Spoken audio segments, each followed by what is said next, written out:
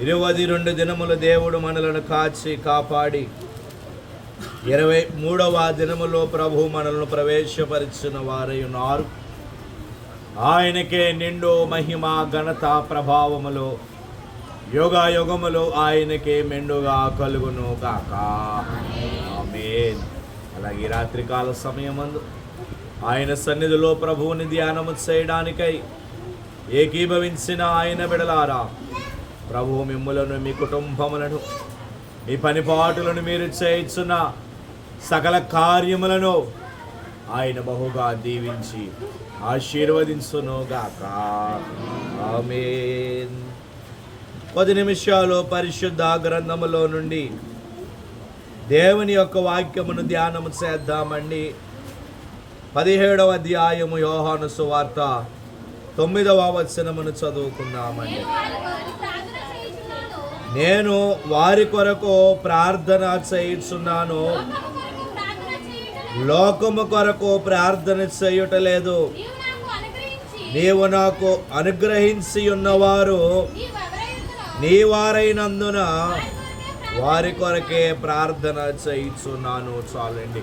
ప్రభు తన పరిశుద్ధమైన లేఖన భాగమును ఆయన మహిమార్థమై మన వినికిడిలో ఫలింపచేయును గాక. ప్రభువునందు ప్రియమైన దేవుని విశ్వాసులరా, యేసు క్రీస్తు ప్రభువుల వారు ఆయన తన 12 మంది శిష్యులతో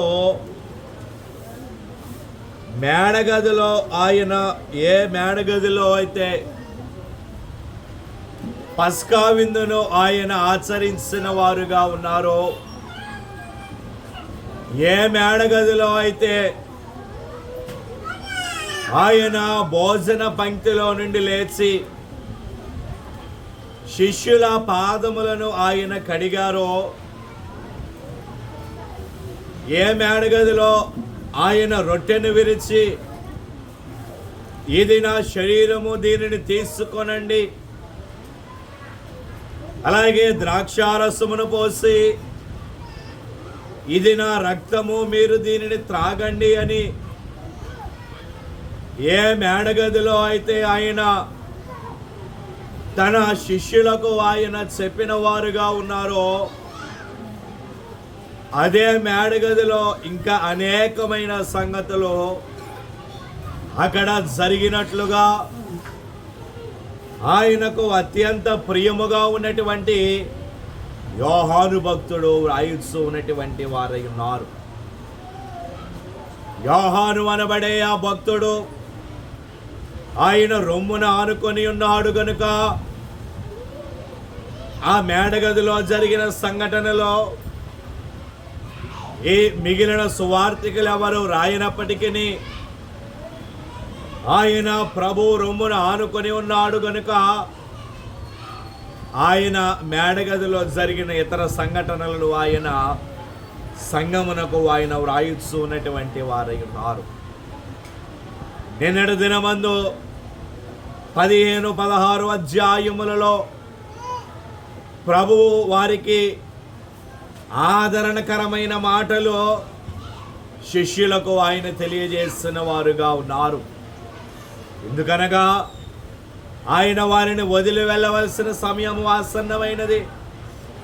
ఆయనకు వారికి ఎడబాటు వచ్చే సమయము ఆసన్నమైనది కనుక ఆయన వారిని విడిచిపెట్టి తండ్రి దగ్గరకు ఆయన వెళ్ళబోతూ ఉన్నారు కనుక కొన్ని ఆదరణకరమైన మాటలు ఆయన శిష్యులకు ఆయన తెలియజేశారు. ఈ అధ్యాయములో మనము చూసినట్లయితే ఈ 17వ అధ్యాయమంతయు ఈ దినము మనము చదువుకున్నాము ధ్యానములో. ఈ అధ్యాయమంతయు కూడా యేసు ప్రభువుల వారి యొక్క ప్రార్థన అధ్యాయముగా మనకి కనపడుచున్నటువంటిదై ఉన్నది. ఆయన చేసిన ప్రార్థనా విధానమును యోహాను భక్తుడు ఆయన ఈ గ్రంథములో ఆయన వ్రాసిన వారుగా ఉన్నారు. ఆయన గొప్ప ప్రార్థనా పరులు. కొండ మీద ఆయన ప్రార్థన చేస్తారండి. బోధ చేసేటప్పుడు ఆయన ప్రార్థన చేస్తారు.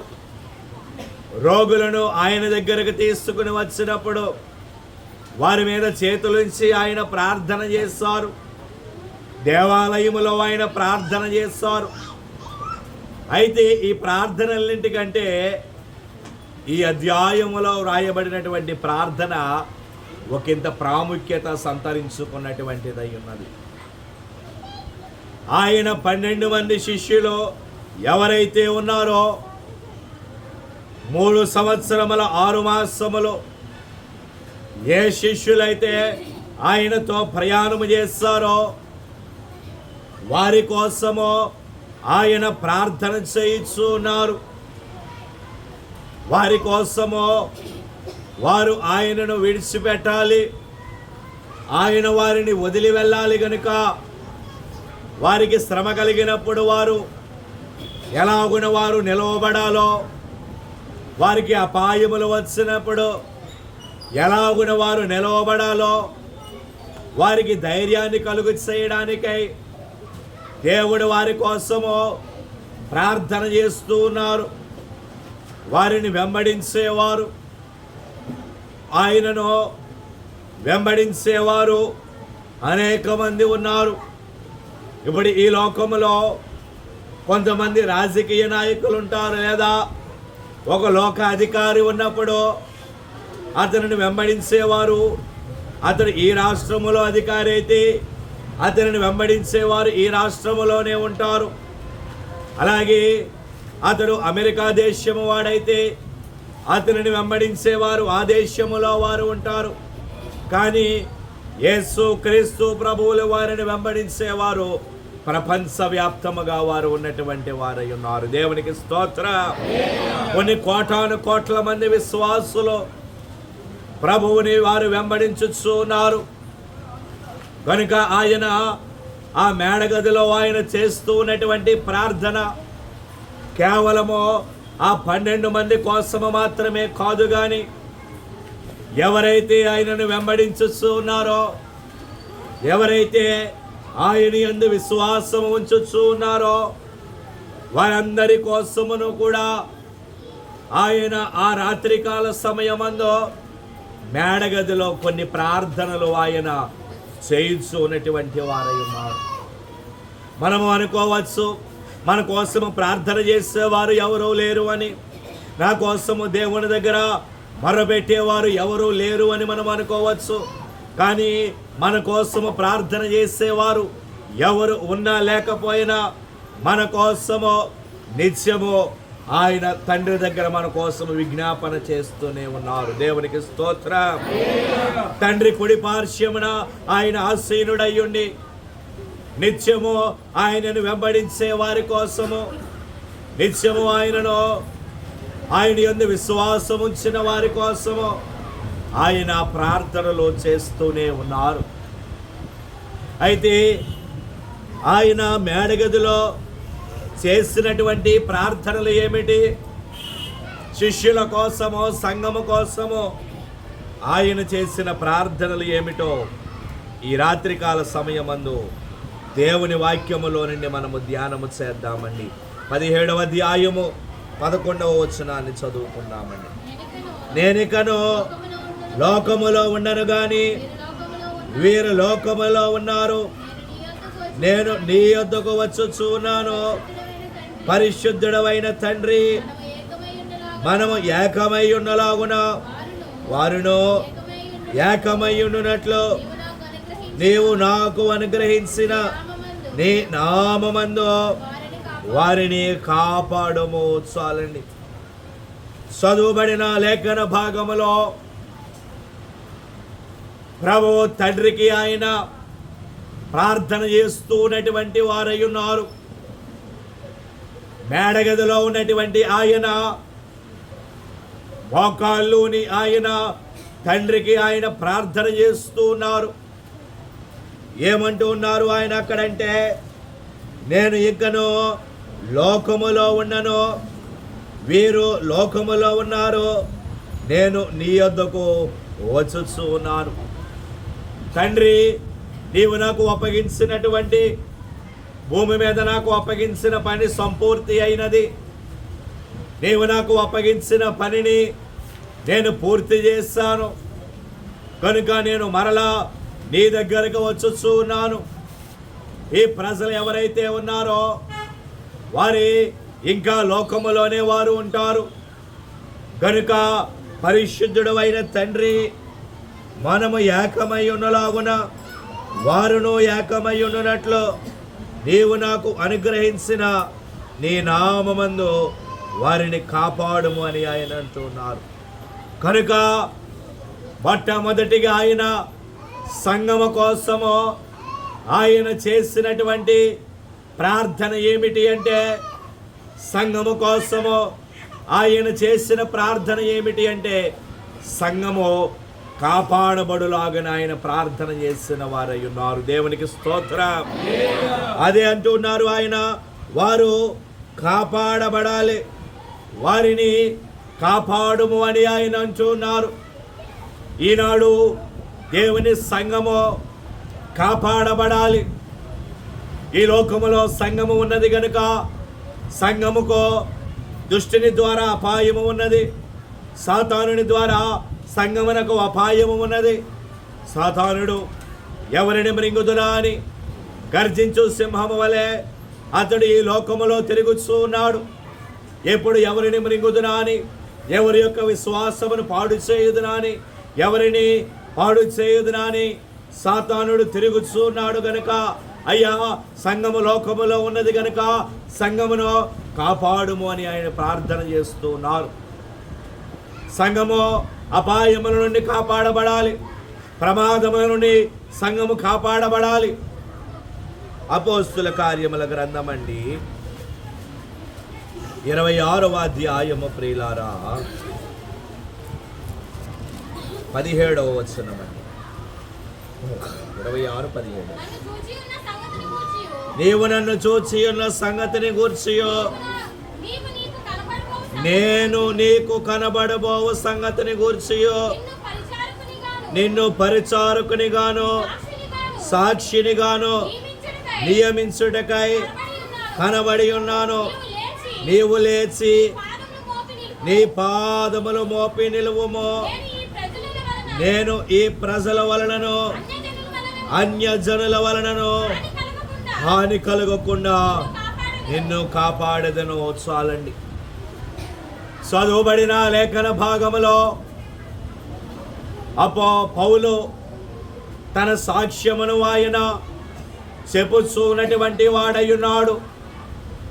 ఆయన యొక్క సాక్ష్యము గొప్పది.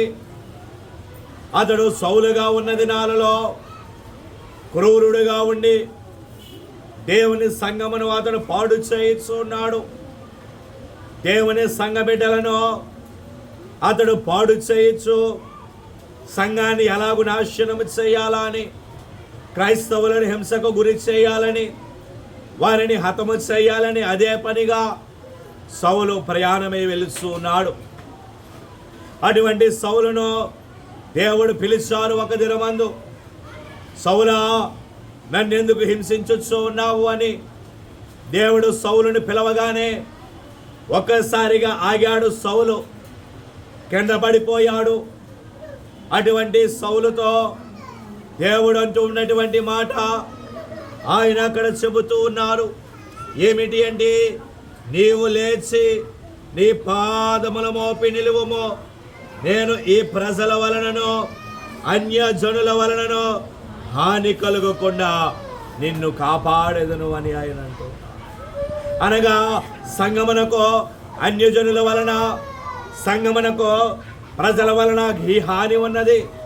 సంగమునకు ప్రజల వలన హాని ఉన్నది కనుకని ఎప్పుడు ఏ ప్రమాదము వస్తుందో తెలియదు. కనుకనే కదా అనేక మంది బోధ చెప్పే వారిని సంహరిస్తూ ఉన్నారు. అనేక మంది క్రైస్తవులను హింసకు గురి చేస్తూ ఉన్నారు.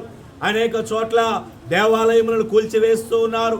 అనేక చోట్ల సంఘములో బోధ లేకుండా చేస్తూ ఉన్నారు. కనుక అటువంటి అన్యజనుల నుండి హాని కలుగకుండా నేను సంఘమును కాపాడేదను అని ప్రభు తండ్రి కాపాడుము అని ఆయన తండ్రికి ప్రార్థన చేస్తూ ఉన్నటువంటి వారై ఉన్నారు. అన్యజనుల నుండి వచ్చు హాని వలన సంఘము కాపాడబడాలి. ఈనాడు చూస్తూ ఉంటే లోకములో ఎన్నో ప్రమాదములు, ఎన్నో హింసలు క్రైస్తవులకు గురవుతూ ఉన్నాయి. మన గతించిన కాలములో మణిపూర్ ప్రాంతంలో ఆ రాష్ట్రములో అనేక మంది క్రైస్తవులను హింసకు గురి చేస్తారు. వారి వస్త్రములు తీసివేసి రోడ్డు మీద వారికి తీసుకుని వచ్చి వారిని కొట్టారు, వారిని హింసకు గురి చేస్తారు. కానీ ఎందుకు ఇవన్నీ? వారు సంఘమునకు హాని ఉన్నది కనుక దేవుడు అంటూ ఉన్నారు పౌలుతో, నీవు లేచి నీ పాదములు నిలుపము, నేను అన్యజనుల వలన వచ్చే హాని నుండి నిన్ను కాపాడదును అని ఆయన అంటున్నారు. కనుక అదే ప్రార్థన ఆయన తండ్రికి చేస్తూ ఉన్నారు. తండ్రి, సంఘమును నీవు కాపాడము, సంఘమునకు హాని ఉన్నది, అన్యజనుల వలన సంఘానికి హాని ఉన్నది కనుక సంఘమును కాపాడుము అని ఆయన ప్రార్థన చేస్తూ ఉన్నటువంటి వారై ఉన్నారు. తెస్సలోనికైలకు రాసిన 2వ పత్రిక అండి. తెస్సలోనికైలకు రాసిన 2వ పత్రిక 3వ అధ్యాయము 3వ వచనం అండి. అయితే ప్రభువు నమ్మదగిన వాడు, ఆయన మిమ్మను స్థిరపరిచి దుష్టత్వము నుండి కాపాడును. చాలండి. ఇక రెండవదిగా, యేసు ప్రభువుల వారు ఎవరి నుండి ఆయన మనలను కాపాడతారు అంటే దుష్టుని నుండి ఆయన మనలను కాపాడువారిగా ఉన్నారు. దుష్టుని నుండి ఆయన సంఘమును కాపాడాలి అని తండ్రికి ఆయన ప్రార్థన చేస్తూ ఉన్నటువంటి వారు ఉన్నారు. కనుక ఎంత ప్రేమ ఆయనకు సంఘం అంటే, సంఘము అంటే ఆయనకు మిక్కటమైన ప్రేమ కనుక, అయ్యో నేను వెళ్ళిపోతూ ఉన్నాను, సంఘము ఈ లోకములో ఉండిపోతూ ఉన్నది కనుక సంఘము కాపాడబడాలి. ఈ లోకములో ఉంటే సంఘము శ్రమల పాలైపోతుంది, ఈ లోకములో ఉంటే సంఘము దుష్టుని పాలైపోతుంది కనుక సంఘము కాపాడబడాలి అని దేవుడు తండ్రికి ఆయన ప్రార్థన చేస్తూ ఉన్నటువంటి వారై ఉన్నారు. దేవునికి స్తోత్రం. ఇక రెండవదిగా చూసినట్లయితే మరలా యోహాను సువార్తలోనికి వెళదామండి. 17వ అధ్యాయము 12వ వచనం అండి. నేను వారి యొద్ద ఉండగా నీవు నాకు అనుగ్రహించిన వారిని నీ నామమందు కాపాడితివి, నేను వారిని భద్రపరిచితిని గనుక లేఖనము నెరవేరునట్లు నాశనపుత్రుడు తప్ప వారిలో మరి ఎవడనో నశింపలేదు. చాలండి. చదువుబడిన లేఖన భాగములో యేసు క్రీస్తు ప్రభువుల వారు తండ్రితో ఆయన మాట్లాడుచు సంఘమును గురించి ఆయన ప్రార్థన చేస్తూ మొదటిగా సంఘము కాపాడబడులాగున ఆయన ప్రార్థన చేసిన వారుగా ఉన్నారు.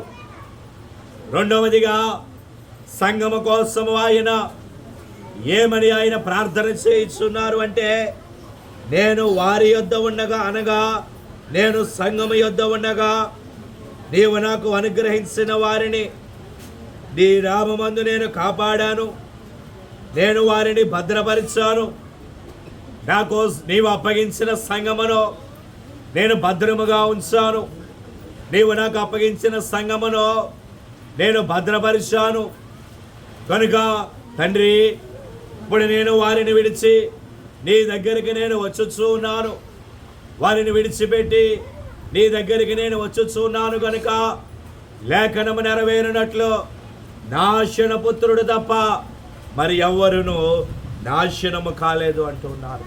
ఎవరు ఆ నాశనపుత్రుడు? నీవు నాకు అప్పగించిన 12 మందిలో నాశనపుత్రుడైన ఇస్కరియోతు యోధా తప్పితే మరి మిగిలిన 11 మంది భద్రముగానే వారు ఉన్నారు. అతడు ఒక్కడే త్రోవ తప్పి అతడు నాశనమయ్యాడు, అతడు నాశనపుత్రుడుగా ఉన్నాడు గనుక ఇప్పుడు నేను నీ యొద్దకు వచ్చుచున్నాను గనుక సంఘమును భద్రపరచుము అని ఆయన అంటున్నారు.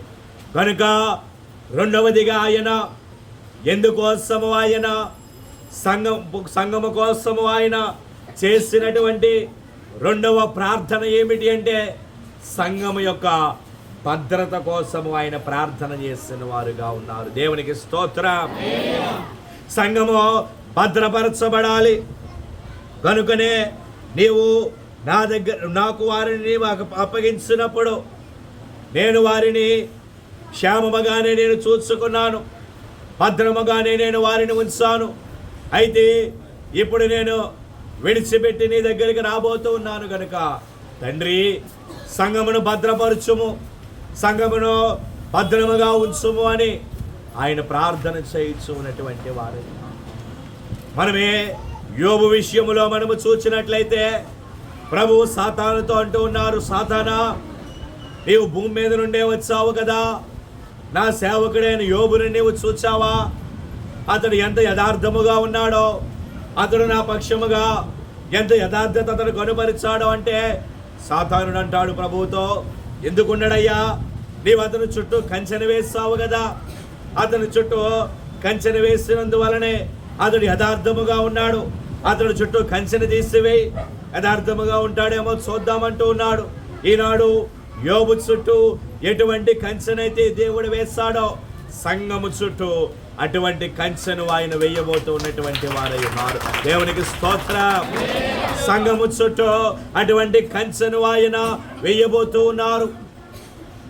ఆ కంచె యోబుకి కనపడిందా? కనపడలేదే. సాతానుకు మాత్రమే ఆ కంచె కనపడింది. దేవునికి సాతానుకు తప్పితే మరి ఎవరికి ఆ కంచె కనపడలేదు. అలాగే సంఘము చుట్టూ ఉన్నటువంటి కంచె సంఘానికి కనపడదు, కానీ ఎల్లప్పుడూ ఆయన సంఘమును భద్రముగా ఉంచువారుగా ఉన్నారు. దేవునికి స్తోత్రం.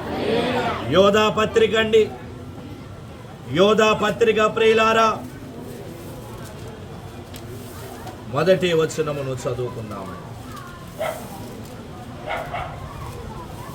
యేసుక్రీస్తు దాసుడును యాకోబు సహోదరుడునైన యోధా తండ్రి అయిన దేవుని యందు ప్రేమించబడి యేసుక్రీస్తునందు భద్రము చేయబడి పిలువబడిన వారికి శుభమని చెప్పి వ్రాయునది.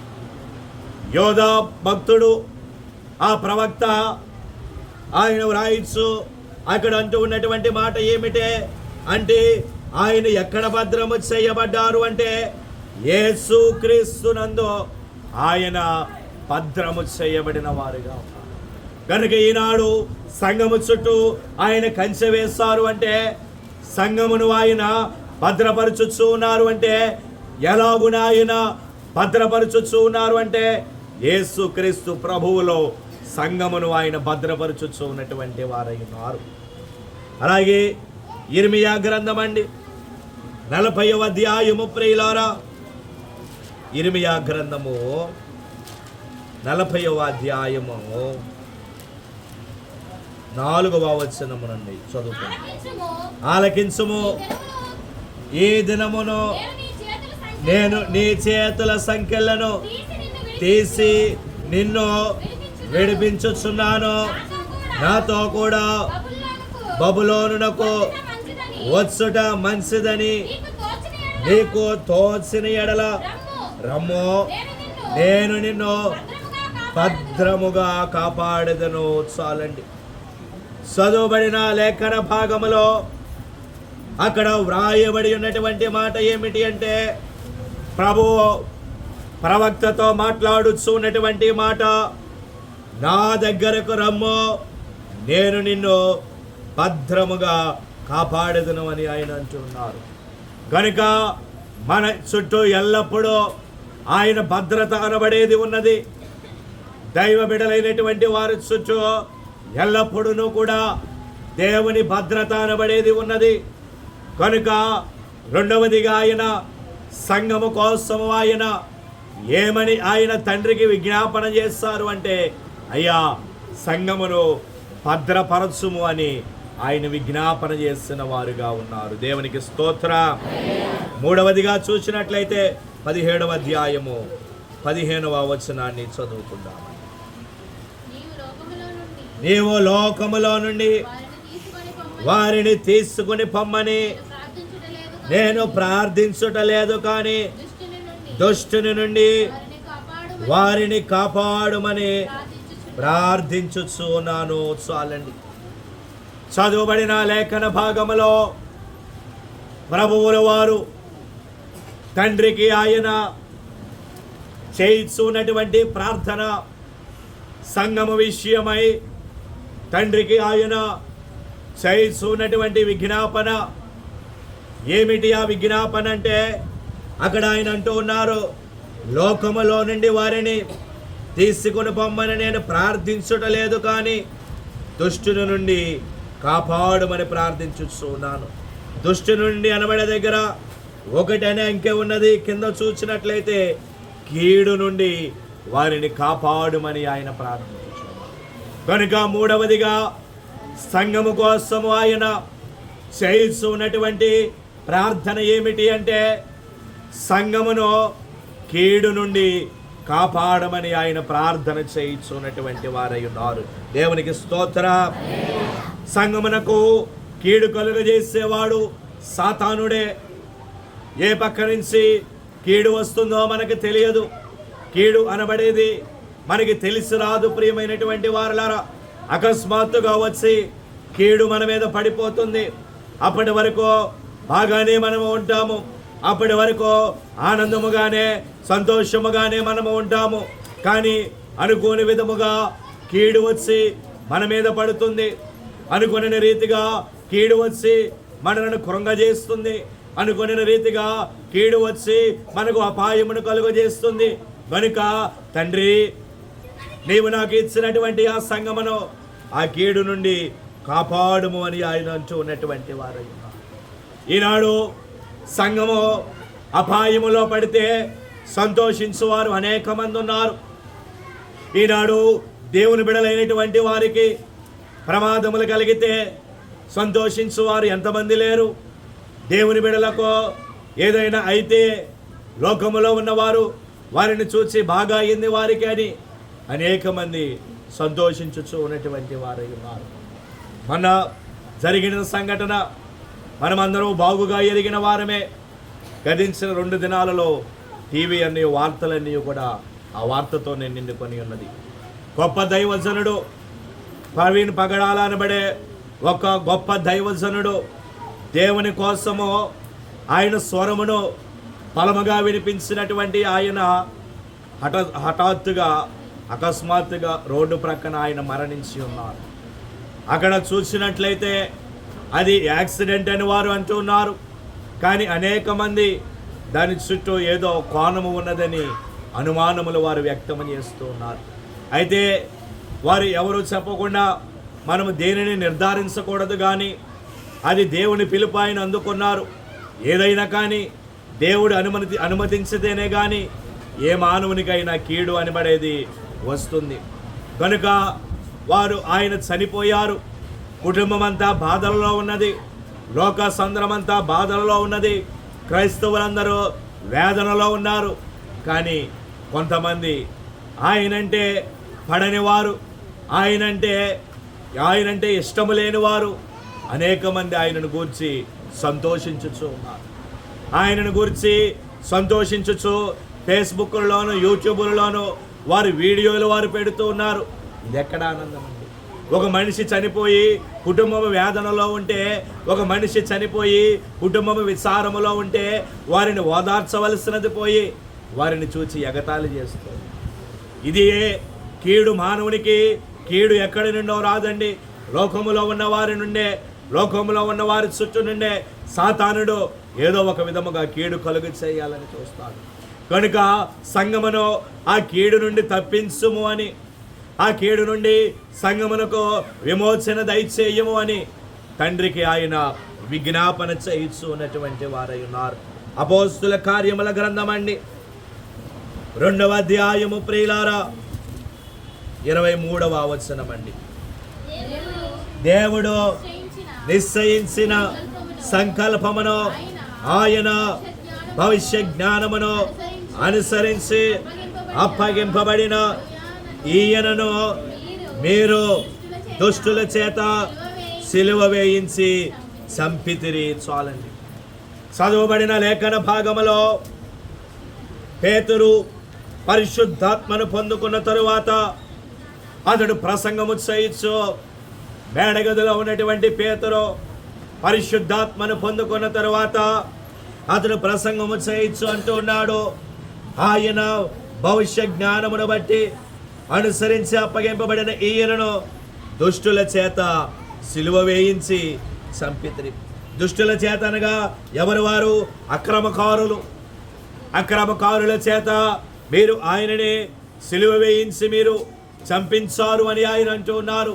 కనుక ఈ అక్రమకారులు వీరందరూ ఎవరు అంటే సాతాను సంబంధులు. ప్రియమైనటువంటి వారు, సాతాను సంబంధులే వీరందరూ. అయితే దేవుడు ఆ సాతాను సంబంధికుల నుండి, ఆ అక్రమకారుల చేతిలో నుండి, ఆ దుష్టుల కీడు నుండి సంఘమును కాపాడమని ఆయన ప్రార్థన చేయించున్నటువంటి వారు ఉన్నారు. కనుకనే కదా మనం పాడుకుంటూ ఉన్నాము కీర్తన, సాతాను గెల్వగలడా అతని కోతాలి గెల్వగలదా, సాతాను గెల్వగలడా.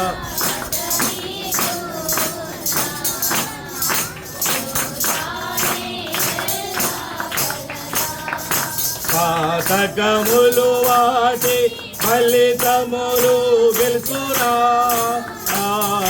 పాతకములు వాటి ఫలితములు గెలుచురా, పాతాళము గెలుచురా, పాతాళము గెలుచురా, ప్రభుని సభకే గెలుచురు, ప్రభుని గెలుచురు. శత్రువులు గెలవగలరా అనరా నేడు, శత్రువులు గెలవగలరా. దేవునికి స్తోత్రం. కనుక సాతానుడు గెలవగలడా? అతన్ని దూతాలు గెలవగలరా? కనుక అందుకనే ప్రభువుల వారు ఆయనకి కీడు నుండి తప్పించమని సంఘము కోసము ఆయన ప్రార్థన చేస్తున్నటువంటి వారుగా ఉన్నారు. ఇక 4వదిగా చూసినట్లయితే 17వ అధ్యాయం అండి, 13వ వచనం అండి, 17-13.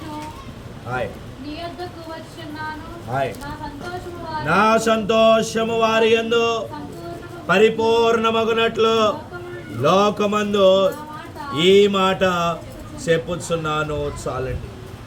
చదువుబడిన లేఖన భాగములో అక్కడ వ్రాయబడి ఉన్నటువంటి మాట ఏమిటి అంటే, నేను నీ యొద్దకు వచ్చుచున్నాను, అయితే నా సంతోషము వారి యందు పరిపూర్ణమగునట్లు ఆయన ప్రార్థన చేస్తున్నారు. కనుక 4వదిగా సంఘము కోసము ఆయన ఏబడి ప్రార్థన చేస్తున్నారంటే, సంఘము ఎల్లప్పుడూ కూడా సంతోషముగా ఉండవలను అని ప్రార్థన చేయించున్నటువంటి వారై ఉన్నారు. దేవునికి స్తోత్రం.